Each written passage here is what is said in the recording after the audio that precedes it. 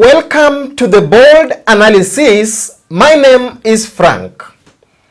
Just as I was going through some research work, I've been able to come across some newspaper headline calling Ruto a political genius, or rather masterstroke, after having successfully lured ODM, the main opposition party, to his side to help him push through his presidential term that he's remaining with. And one thing that immediately came to my mind was that this headline was totally wrong of the real representation of the issue at hand. That was no case of political geniusness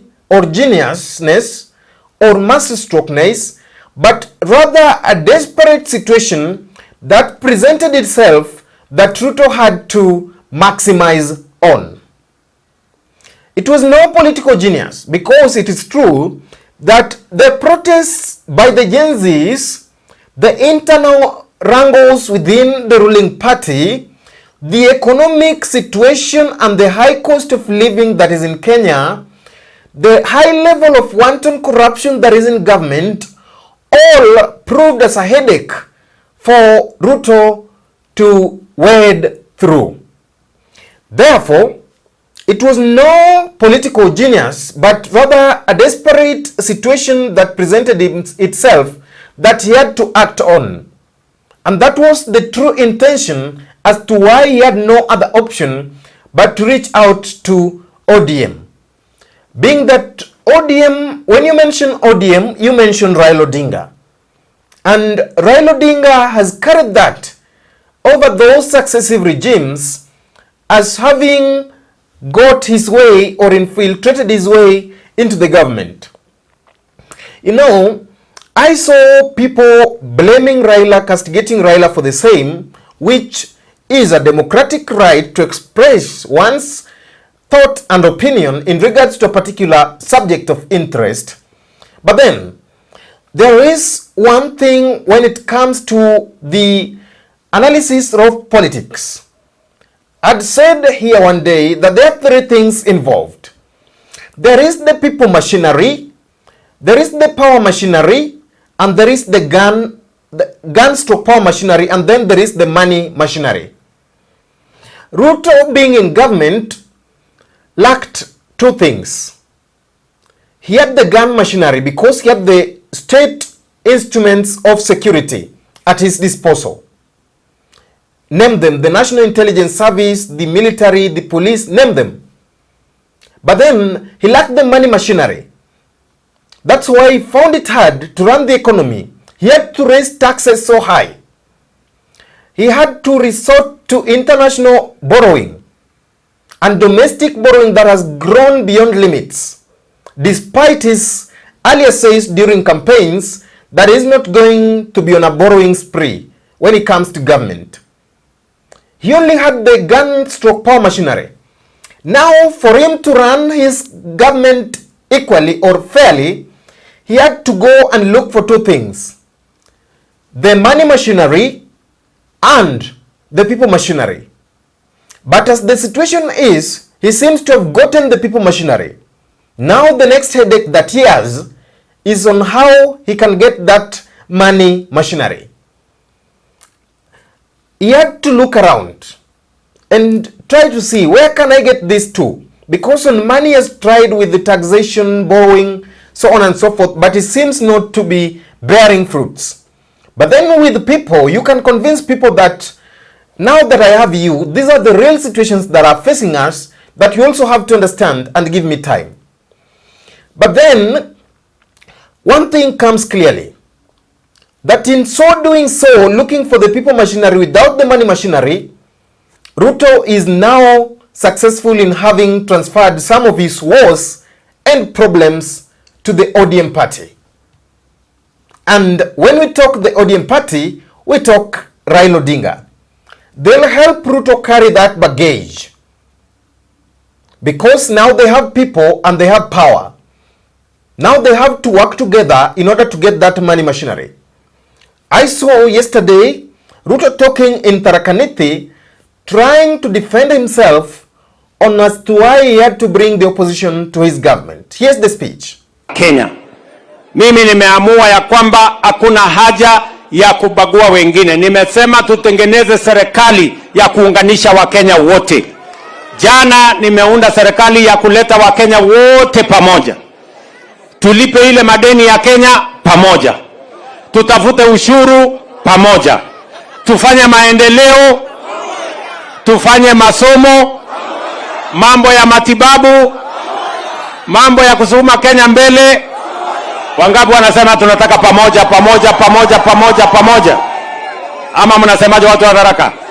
Tuungane ama tutengane? Tuungane ama tutengane? Wala wanakubaliana na mimi tuungane? Jameni, watu wa Tharaka nione kwa mkono. Na katika hiyo serikali mpya, huyu Profesa Kithure Kindiki anasimama kama waziri wetu wa mambo ya usalama. Huyu Profesa Kithure Kindiki ni mtu shujaa. Amefanya kazi mpaka wale magaidi walikuwa wanatusumbua kule Lamu wametoroka. Huyu mungwana, kulikuwa na watu wanaitwa bandits.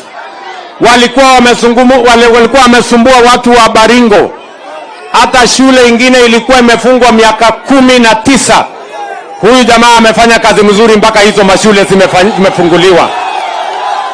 Ndio nimesema huyu professor. From that speech, he is referring to his government. It is true, it is his government. But then in that government, one thing comes out clearly, that maybe the likes of the Deputy President Rigathi Gachagua did not understand that indeed true, government almost seems to be a one-man show where the rest are like a praise and worship team. That is why when it came to making critical decisions like the dismissing of the cabinet and reappointing of the cabinet, despite the likes of Rigathi Gachagua through their allies advocating for some of the members of the cabinet not to be reappointed to the cabinet, they still somehow found their way back into the cabinet. It is a one-man show where the rays are a praise and worship team. That is what clearly came out from that. But now here presents a situation that I want us to look into, of how Ruto will or has been successful in transferring the political headache that he had to be helped to carry by the ODM party. That is what he did in summary. Look at it in this angle. There are those people who are saying that now Raila is in government. There are those people that are saying that now maybe Raila is doing political calculations so that he can be able to know in out the government of Ruto. Maybe so that when he has interest in 2027, he can be able to use that to his advantage.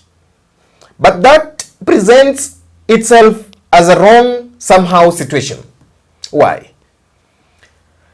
Once in the cabinet, these allies of Raila Odinga are expected, that is by some people who have bought the idea of ODM successfully joining government, and that will be a benefit to them and to ODM. They expect that now these new entrants will be able to share information with Raila on the happenings inside Ruto's government. But then there is also a situation that presents itself that these new entrants need to show their loyalty to their master, who in that case will be the president who will be chairing the cabinet. That is where they'll have to show their loyalty. And maybe if you think that is not right, then maybe you should ask those members that this is now the time that they are particularly aware that the intelligence apparatus of this country will have a hot trail on them, on their next action and activities that they do. The intelligence would want to know on behalf of the appointing authority, who is the president, where their loyalty lies, and if they have any other political objectives inside the government other than the appointed ones under their job descriptions that their boss will give them upon confirmation in those specific dockets and ministries.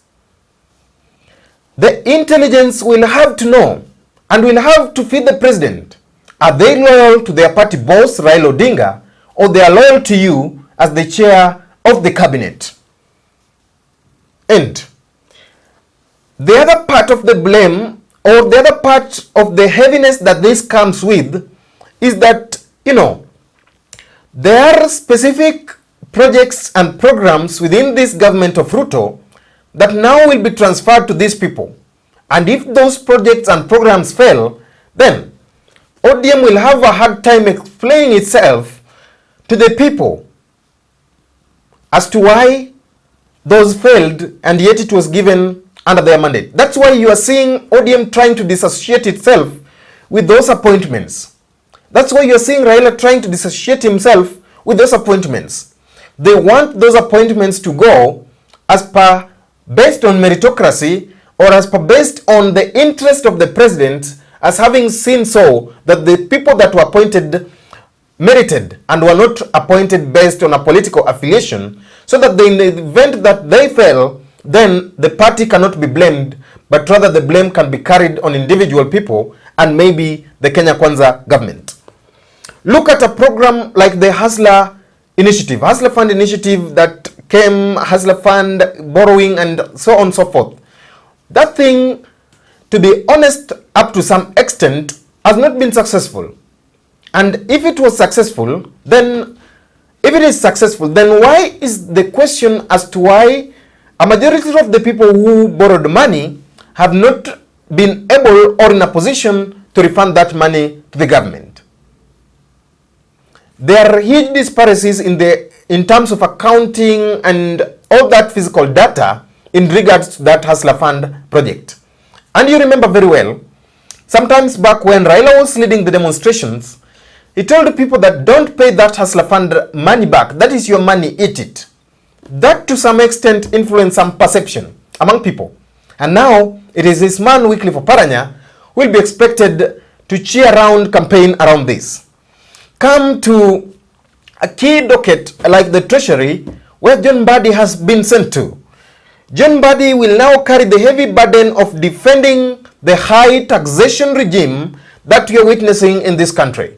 Already Ruto yesterday in his talk was saying that situfanye kazi pamoja, situlipane ushuru pamoja. All that is a package that has now been transferred to John Mbadi and by extension to ODM. They complained, for example, in the NADCO report dialogue writing, that they wanted the issue of cost of living to be among the issues that are addressed, but then the government said, no, that's a government issue.